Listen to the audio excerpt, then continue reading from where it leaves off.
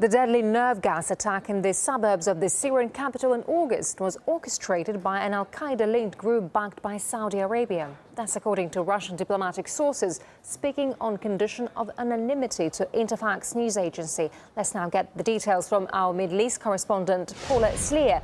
So, hi there, Paula. So what's the latest you're hearing on this story?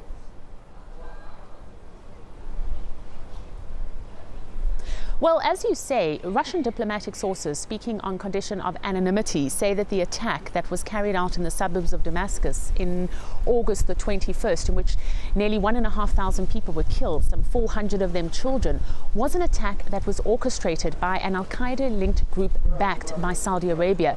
Now, this is the position that Moscow has held all along, namely that the rebels are provoking the situation as an attempt to see foreign forces and the international community becoming involved in the conflict inside Syria. Both Moscow and Damascus believe that there is more than enough evidence that points to the opposition being behind this attack. And yet, despite the huge body of evidence, the United States and her allies continue to put the blame for this attack on the shoulders of the Syrian President Bashar al-Assad. This is also despite the fact that a number of former high-ranking members of the American intelligence community have themselves said that there is a lot of evidence that points to the fact that, in fact, it may very well have been the rebels behind this attack.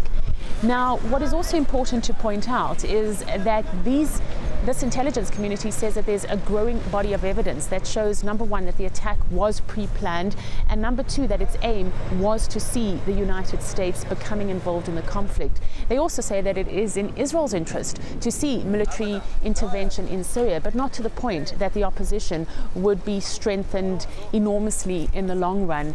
The United States remains committed to seeing the overthrow of the Syrian President Bashar al-Assad, and it continues to support a very fractured opposition. This despite the fact that even Western analysis says that the opposition is becoming increasingly more and more radicalized, as you have groups like al-Qaeda that are becoming more and more powerful. All right, RT's Middle East correspondent Paula Sleer. Paula, thank you very much indeed for that. We appreciate it.